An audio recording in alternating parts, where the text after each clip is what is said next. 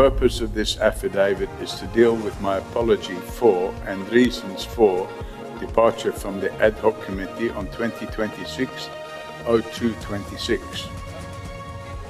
Umnumzana Apollo Sullivan ubuyele phambi kwekomiti yesigaba ephanda ngezityholo zobugwenxa kwikonzi yezobulungisa kweli kwanongenelelo lwezopolitiko emva kokuba ikhalele le komiti kule veki ephelileyo.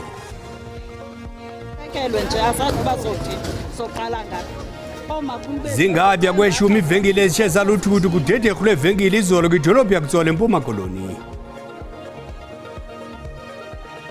Kwezemidlalo ugqatso lobuntshatsheli be-PSL kule sizini luphakathi kwamaqela aphambili ompondo zihlanjiwe e-Orlando Pirates neMamelodi Sundowns nayo iphumelele omabini imidlalo yawo phezolo.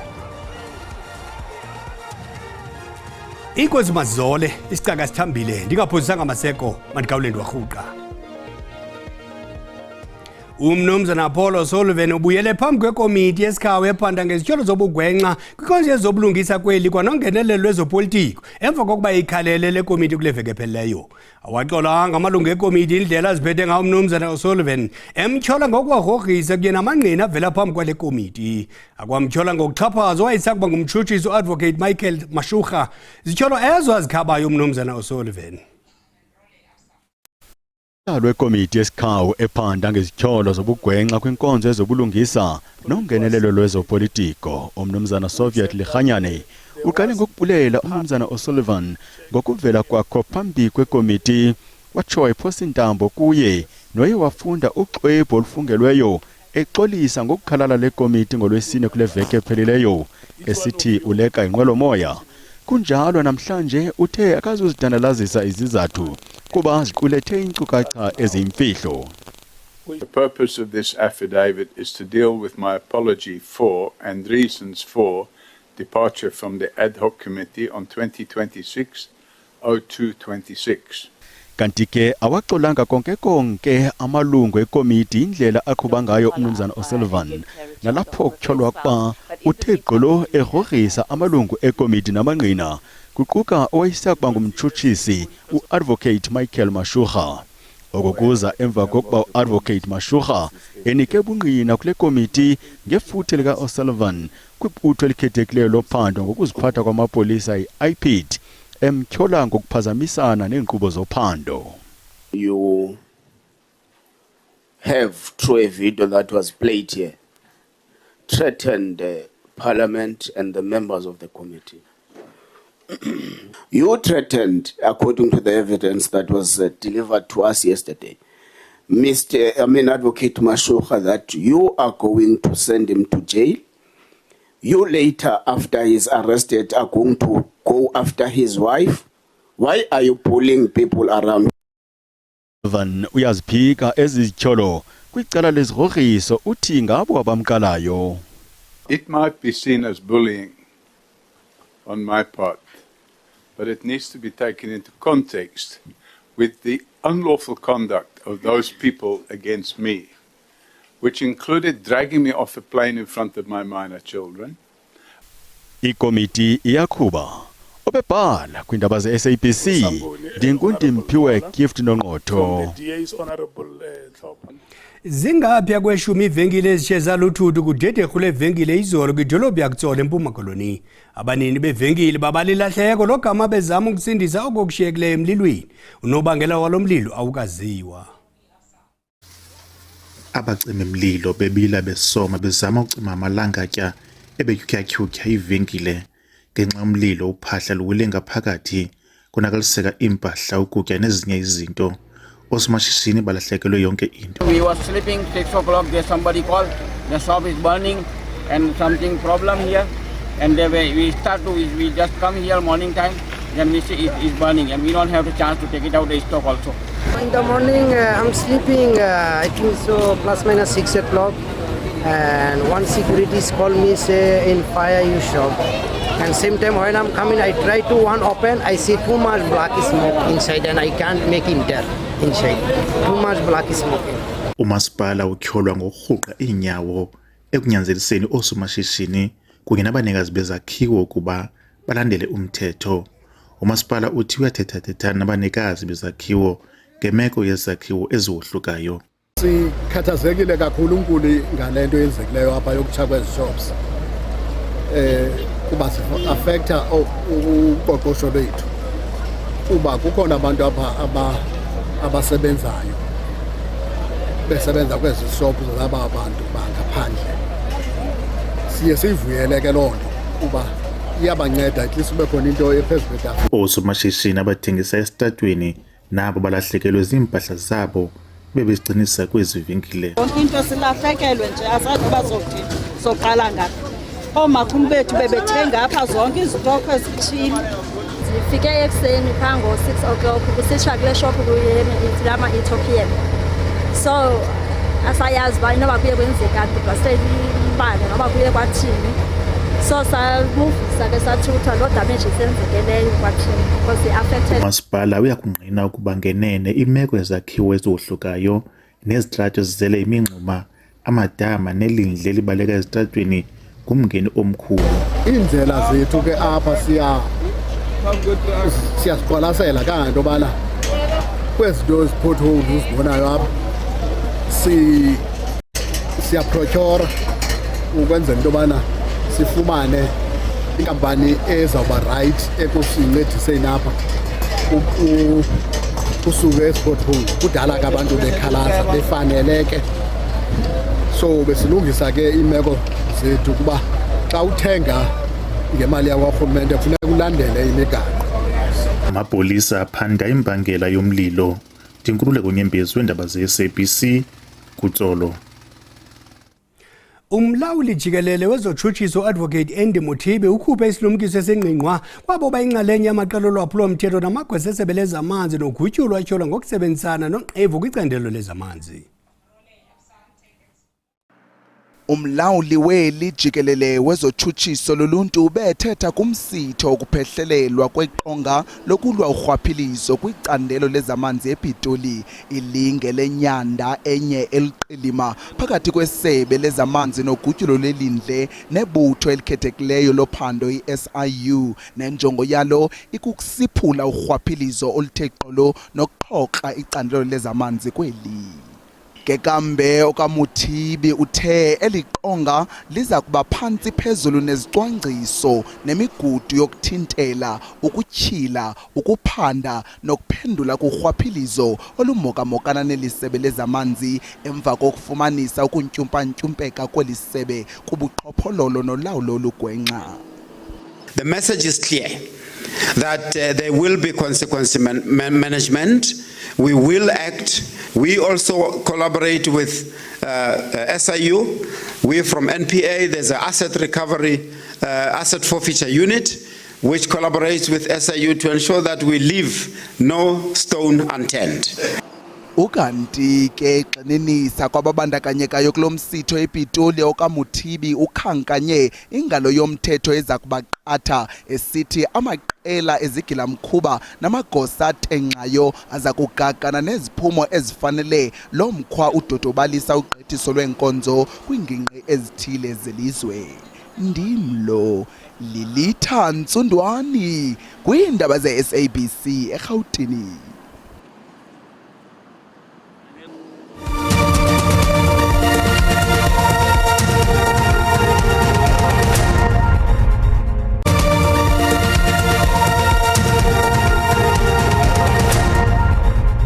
Sihlabele mgama nendaba zethu. Umhlalutyi wezopolitiko uNjingalwazi Bheki Mngomezulu uthi iDA iza kusebenzisa inkomfa yayo yonyulo ukuzibonakalisa ukuba imele ntoni. Le nkomfa iza kubanjwa kwinyanga ezayo ngelixa iDA inxalenye yorhulumente wobumbano.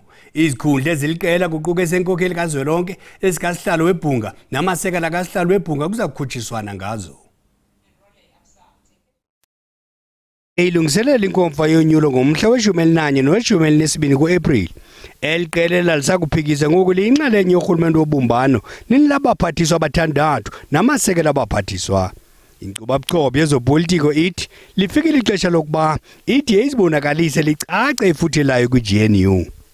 The DA was the official opposition, and then in 2024 it found itself being part of government, which then resulted in the DA having an identity crisis of not knowing whether to still remain as the official opposition and act as such, or be part of government. So I think now that they've been in government since 2024, they will now be wanting to redefine themselves and then find an identity outside of the multi-party coalition. Because this multi-party coalition is not something that was premeditated. It was dictated by the results or the outcome of the 2024 general election. Unjengolwazi Mngomezulu uthi linyathelo elihle lokubona inkokeli ezisaze ngobuso elizweni nto leyo bayiqhwabela izandla nabanye ngaphakathi kwi-DA. I'm excited to hear that many younger leaders will stand for leadership roles. And I know that in the years ahead, we will see many of them in positions to help make South Africa work and build a country of hope. I look forward to working shoulder to shoulder with them in building that country of hope. One of the things I love about the DA is that we don't appoint our leaders, we elect them. Nangona kunjalo njengolwazi Mngomezulu uthi i-DA izokuphumelela isininzi okwangoku. The DA does not have enough numbers for it to be a governing party. And then secondly, when you look at the 9 provinces, it doesn't have footprints in all 9 provinces, which means therefore that that diminishes its chances of being a governing party on its own. So the best bet for the DA currently is to be part of the coalition, which is what it is. But then the problem with that is that all the noise the party was making when it was still the official opposition has since subsided. I-DA iza kusebenza le nkomfa yonyulo ukulola imigaqo-nkqubo yayo. Lihlehliso lomhla we-14 ku-April ityala lomqhubi wesithuthi sabafundi sabulala abafundi abali-14 kwingozi emasikizi eVanderbijl Park ngoJanuwari. Le ngozi yashiya abazali benxunguphele kwaye kuza kuthi gangoku abakaxoli. Le ndoda ixoxela ityala isezelivalelweni logama isalinde ukwenza isicelo sebheyile kungekudala. Uvele nje ithutyana umqhubi ojongene nenani lamatyala okubulala ngokungenanjongo kwabafundi abali-14 ababhubha kwingozi yemoto. Lo mqhubi uvele kweli tyala ephuma ngaphakathi eziseleni apho ebegcinwe khona de ibe ngumhla we-22 ka-April kuba ityala lakhe lihlehliselwe lo mhla. Amagqwetha akhe axelele unondaba ukuba uAyanda kaqhubi kakuhle ngaphakathi eziseleni kwaye uyazisola. I must state that my client is very much remorseful of what happened on the day in question, and I understand that lives were lost, and as painful as it is, I've seen my client, I've seen the family of the victim. This is the one part perhaps where in the eyes of the law we have to balance a number of factors. Nangona kunjalo abazali babantwana bafuna inkundla ukuba ize nesona sigwebo siqatha ngelithi oku kwenzekileyo akusayi kubuyisa abantwana babo bakwathe uncedo ngokoluleko lwengqondo bayalifumana bencediswa lisebe lezemfundo. Counseling yona ayifumana awulo especially bakeng la batswadi ba ngwana. And then le ka mo family nya rona ka mo tswa ka hama ile ba supportive haholo. Umkhanelwa ujongene namatyala okubulala, ukuqhuba ngokungakhathali, ukuqhuba ngaphandle kwempepha ezingekho mthethweni nemoto engekho mgangathweni. Kwindaba ze-SABC ndingulisa Dumezweni eGauteng. Njengoku unyaka wokufunda ka-2026 usaqhuba kakuhle, abafundi beYunivesithi yaseGauteng neyaseWitwatersrand bavakalise inkxalabo ngemeko abayichaza njengekhathazayo echaphazela ukufunda kwabo ngenxa yokunqongophala kwendawo zokuhlala. Oko bathi kunefuthe elibeka ubomi babo emngciphekweni kunye nobomi babo.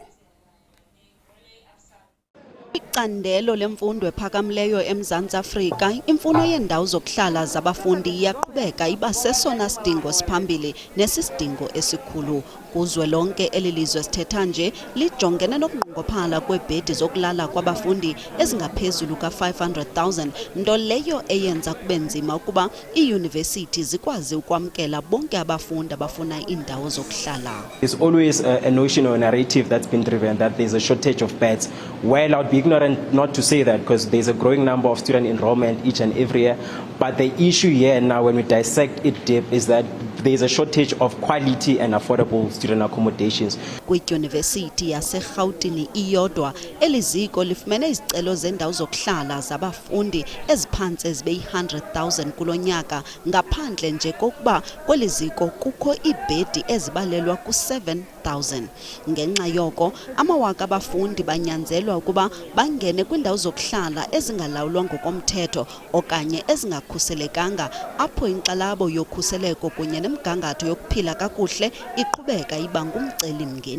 When it comes to vets, you have some tiny number of external accommodation which are of higher quality. In instances where you find that, for example, infrastructurally, like it is being displayed here, that everything is of high quality, you are still having some of deplorable living conditions. But most importantly, also, in some instances, you find situation where Wi-Fi is weak. Kwezinye imeko, abafundi baye babhenele ekulaleni kumaholo okufundisa okanye kwi-ofisi ze-SRC ngenxa yokungabikho kwendawo zokuhlala esikolweni. Bacela urhulumente angenelele koku. Isebe lezolimo lisebenzisa ubuchwepheshe bale mihla ukuxhobisa abalimi abasakhulayo. Liceba ukusebenzisa i-app ezakubonisa ingxelo zemozulu, inika ingcebiso ngomhlaba ze incede abalimi abajongana nenguqu zemozulu. Uku kujolise kuphuhliseni imveliso kunye nokunika abalimi ulwazi oluphangaleleyo. Ligama elishunqulelweyo elimele i-South African Systems of System for Agricultural Modernization.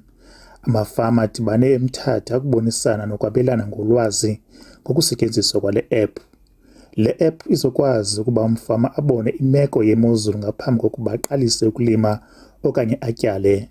We are building a structure that can work across private and public sector, aggregating scientifically sound data and underpinning it into a decision-making tool that can inform agricultural decision-making. Amafama amaninzi kulo mmandla athwaxa kakhulu imbalela aze aqhokreka ngamandla kwisivuno sabo. Le app ke ndicinga iyasinceda kakhulu uba sikwazi ukwazi imvula zinganetha nini, singalima nini, silima ntoni.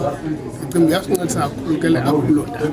Le app izawuncedisa eqinisekiseni ukuba noko le meko iyathintelwa. We had in January no rain, Feb a lot of rain. We are thankful to the Lord for the rain. But we're just saying, can you just give us 2 weeks to give us some So hoping that this app will afford us that particular opportunity. Isebe lezolimo liyakholelwa ukuba ukusetyenziswa kobuxhakaxhaka kwezolimo kuzawuphucula isivuno. Esi ke sisixhobo esilapha kwefowuni lento kuthiwa yi-application. Ithi ke lento siqokelele lonke ulwazi olukhoyo ngomhlaba, ngemozulu, climate, temperature, your soils, nezinye ke inkcukacha. Urhulumente uthi ufuna uqinisekisa ukuba abantu abasha badlala indima ephambili kwezolimo khona ukuze kuliswane nendlala, kudala amathuba emisebenzi, kugcinwe ukutya. Ndinkululeko Nyembezi weendaba ze-SABC eMthatha. Umbengo mdiya ucima umlilo, masikhonkozele ezinkulu ngentsimbi yesixhenxe. Makwethu sibele.